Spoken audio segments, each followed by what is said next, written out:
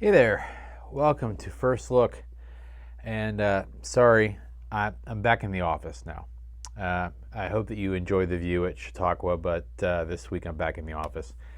Um, I had a wonderful week away. Uh, Chautauqua, as I may have said, is one of those places that, if you've never been, it has a lot of. Um, it's like you mixed a conference and a vacation in New England kind of together, and so there's a lot of things that feel almost like General Assembly, where there's a lot of speakers, and a lot of breaking out areas, and a lot of things that you can do that are um, very faith oriented. But then there's a lot of just sort of enjoying a small community that kind of feels like Cape Cod or something. So there's a lot of elements like that. So there's the beautiful lake and the cultural experiences, and there's a lot of people kind of from all over who come together to do this thing, and it just has its own unique kind of flavor to it. And so I'm glad to have experienced it. I'm glad to have gone. It's interesting to kind of hear your stories along with my own experience, and so. Um, but I'm very glad to be back and to be sharing that and to kind of be working towards the next part of the summer. Um, but thank you for the time. And I came back just in time to be able to be in worship on Sunday. And of course, we had Steph Martin, who was here. So I have not preached 2 weeks in a row. And so I'm going to get off of my lazy butt and preach this week. But as I may have mentioned, I think, the last time we did this, I assumed that even though Jeff Tyndall and Steph were doing very overlapping kind of passages, they were from two different gospels, but they were covering the same parable, that you would get two very different sermons, and that's exactly what you got. And so Steph, who has been working with canines and training them and that kind of thing for the last few years, was able to give us a sermon that really looked at a lot at how we step back, stay grounded, able to see and experience the world through the joy of the simplicity and the beauty of nature, and try to really immerse ourselves in that. And so a very different take on a very similar sermon or a very similar passage. And it was wonderful to see her, and I'm glad that we got to incorporate her into this centennial series. And the next person that we're going to have is Lisa Twerdy Buckingham. And so she's going to be here because I'm going to be on vacation. Not continuing education, but vacation in the first week of August. And so the first Sunday of August, she's going to be here. And she was here last year for the Thanksgiving, PW Thanksgiving Sunday. And so, or maybe it was the year before. Now, they're starting to blend together. So, but it's great to have her back and to have her be a part of this. And, she's just, someone that people think of very fondly. So that's a wonderful thing. So we'll have her in August. And I know we have Brian Wallace in September, and we have a few other folks who are going to be after that. But this centennial series continues. But for now, excuse me, for now we're moving into our next passage, and for this week, a very, very familiar one in the story of the Good Samaritan. So this is Luke chapter 10, verses 25 through 37. And, again, the wonderful thing about a passage like this one is that when you have heard it and you know it, and it's, the words are in your bones, and it's one of those few passages that you feel like you could really almost recite verbatim, at least paraphrase. There's so many different wonderful things you can do with it. And, I remember in college, I can't remember what the setting was, some class that I was taking. They were taking that text and they asked us to rewrite it. And so, if you replaced all the people in the passage with folks from today in lots of different contexts, who might you place into those spots. So you have you have the person who's doing the helping, you have the person who is harmed. Those two people are naturally enemies, or naturally, if nothing else, very wary of each other. Samaritans are thought of usually as being not only the other, like a foreigner, but also unclean and just not on the right side of things. And so, so you have this injured party, you have the Good Samaritan, and then you have those people who come by who should be the helpers who are not. And so, if you were creating that story for a new generation or a modern context, who might you put into those spots? I think Batman came to mind. It was like Batman was hurt and the Joker helped, and Commissioner Gordon went by and Robin went by, and neither of them helped, but it was the Joker that I've seen lots of different things. And then of course you get more serious ones where you have Indians and Pakistanis, or you have Catholics and Protestants in Ireland, or something like that, where you have opposing groups, and using the story to kind of represent people who are often butting heads, or often very prejudiced of each other, or very wary of each other. And it's a useful tool in regardless of age, regardless of time. It's a useful thing. And so I decided that I wanted to, for this time, try to drill down a little bit more and remind us of why that's true. Where does that come from?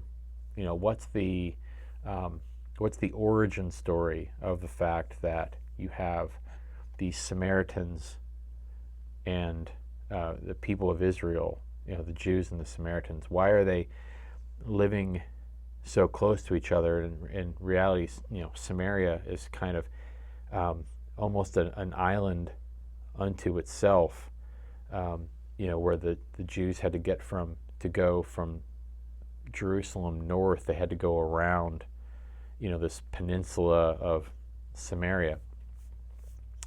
And so why is that true? What happened that kind of created that? So in order to do that, not only do I have the Samaritan passage, but then I also have a text from the book of Ezra. So just to give you kind of a reminder of why I'm going to try to find the Ezra story while we're talking. And I think it might even be Ezra chapter 1 that I chose. Oh no, 4, sorry. Ezra 4 verses 1 through 5.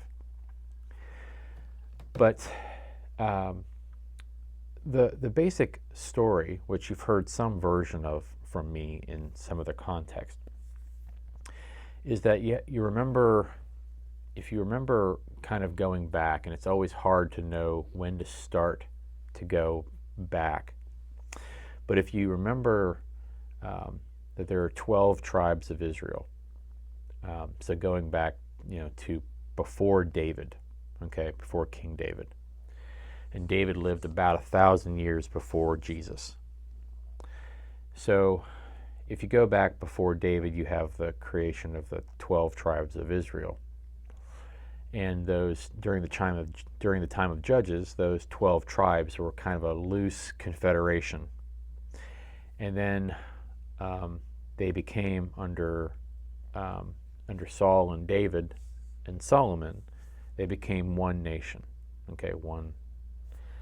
But you had groups that were more Saul leaning, and then some other ones that were more David leaning, because remember, Saul was king first, and then David came in after Samuel anointed him, and so there was a kind of a natural civil rivalry between the 10 or so tribes that favored Saul, and then Judah and Benjamin that favored David. So what you have then is that they come together, they kind of figure out how to be a nation together. And then after Solomon, they break apart. So you have the northern kingdom and the southern kingdom. Okay? So the northern kingdom in general were those who favored Saul, and the southern kingdom were in general the people that favored David. Okay, so Judah and Benjamin, and then the other 10. So that basically, that north and south exists for 200-ish years, 200 and change. And in the middle there you have Elijah, who's, and then some other prophets who are, some who go to the north and some who go to the south and are trying to influence them. And, you've got, that kind of the judgment and all the things that lead up to the exile. So in 722, you have the northern kingdom, who favored Saul, those 10, who are swallowed up by Assyria. Okay, Nineveh, the Ninevites. Okay, Assyria, that's the empire. And then 586, so 100 plus years later, the same thing happens in the south. So Babylon, Nebuchadnezzar, all that, okay, swallows up the south. All right. So the Assyrians took some of the people of the north away, but many of them stayed behind to take care of the land. So many of the Jews in the north started to, intermarry with people from Assyria. So eventually, Assyria gets swallowed up by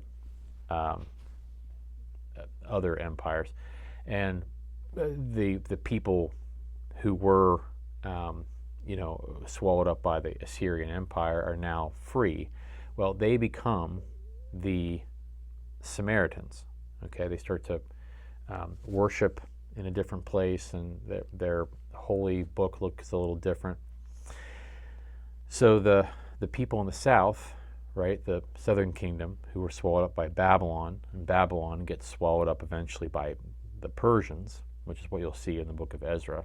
They all come back, right? They're released back to Jerusalem, because the south, Judah and Benjamin, had Jerusalem, and then the north was the other tribes. So now you have a situation where the people in the north, the Samaritans, and the people in the south are not only ethnically a little different, but now have very different kind of priorities and ways of seeing the world and whatever. Well, there's conflict that happens whenever the people in the south are trying to rebuild Jerusalem. The people in the north say, "Do you want us to help?" The people in the south basically say no. We separated a long time ago. We really don't want anything to do with you. We don't even think of you really as us anymore. And then the Samaritans do a lot to try to get in the way of them rebuilding, causing confusion and fear and, that kind of thing. So, and this is all maybe about 450-ish years before Jesus, okay? So you have the establishment, obviously, eventually, of Jerusalem, right? Southern kingdom, Jerusalem, those who were taken by Babylon, and then the Persians allowed them to come back. And the books of Ezra and Nehemiah describe what it's like for them coming back. So eventually, Jerusalem gets rebuilt, and now we have two cousin nations kind of bumping up against each other, where the Samaritans had one region kind of in the middle. If you have the big area of Israel, they have kind of this section in the middle. And so you have the people near Jerusalem, and then all the way up here you've got Nazareth and Cana and other cities up here. Well, you have to go around Samaria to get to Jerusalem, and so when you go back and forth, you got to go around. So of course the story of Jesus is saying, we're not doing that anymore. And then you start to see the stories of not only Jesus talking about the Good Samaritan, but then also the woman at the well, the Samaritan woman at the well. So it's not one of those things where there's some new rivalry. This is centuries and centuries old. And some of it is, the bitterness over the Civil War division, that broke them apart in the first place. It goes all the way back. You can see now how far back this goes. When you've got the people who were pro-Saul, King Saul, that was the north. That was the people who became the Samaritans. And the people who were pro-David, who stayed Jewish, who stayed Israel. And then there was the split, north and southern kingdom, and then, the intermarriage, and then, returning back, and the kind of rivalry that came in the region, and the discord that was sown between them as they rebuild Jerusalem, and the fact that their faiths were now a little different, obviously very similar, but different. So you have a lot of this. The closest I think you come is probably something like all the other Abrahamic traditions that we still have today. We have Christians and Jews and Muslims, and how they all have a lot of similar overlaps, but then of course they go their own way, and they're all kind of in the same area. It has at least some of that flavor. And so of course, trying to figure out what Jesus is going to do with this situation is tense and difficult, and it goes against every instinct for the disciples to talk about Samaritans in a good way, interact with them, even go there. It's being wary of people from the outside. Is a time-honored kind of thing. They've been taken over by other empires, and they've had a long history with very similar groups to them, and sometimes they've been on the winning side, and sometimes they have been on the losing side. And so this kind of disdain for each other goes back a long time. So you can start to think about in very real terms the kind of ethnic biases. It's not just a religious bias. It has elements, of course, of like Catholics and Protestants, but it has also an ethnic bias. A racial one, you could say. So there is that kind of element to it. And then there's this kind of betrayal, this sort of Civil War kind of betrayal. So it has a lot of elements to it that you have to kind of mix them together, I think. At least that's the way I read it. So it's a little bit like North and South in America, and then it's a little bit like Catholic and Protestant, and it's a little bit like black and white, or there's a power dynamic, there's a purity dynamic, there's a again ethnic, religious dynamic, and so and there's kind of a betrayal dynamic too. So there's a lot of that kind of going on, and it's been centuries and centuries and centuries, right? Just built into it. And so I think I call the sermon "Being Samaritan." What is it like to be um, on that sort of outside looking in? And um, you look at the issues that are involved in the Middle East literally as we speak. You have Palestine, Gaza, Israel, and Iran, and then a lot of other complicated issues that are also kind of going on at the same time. And all of that has socioeconomic and ethnic and religious elements to it. And for as complicated and as ugly and as damaging as that is, I think that's also true in this story. And so it is a huge deal for Jesus to do what he does, to talk about Samaritans the way he does, to visit Samaritans in the book of Luke. That's a huge part of the story. And so you have to really know that as well and as intimately as you can in order to really grasp the gravity of the story.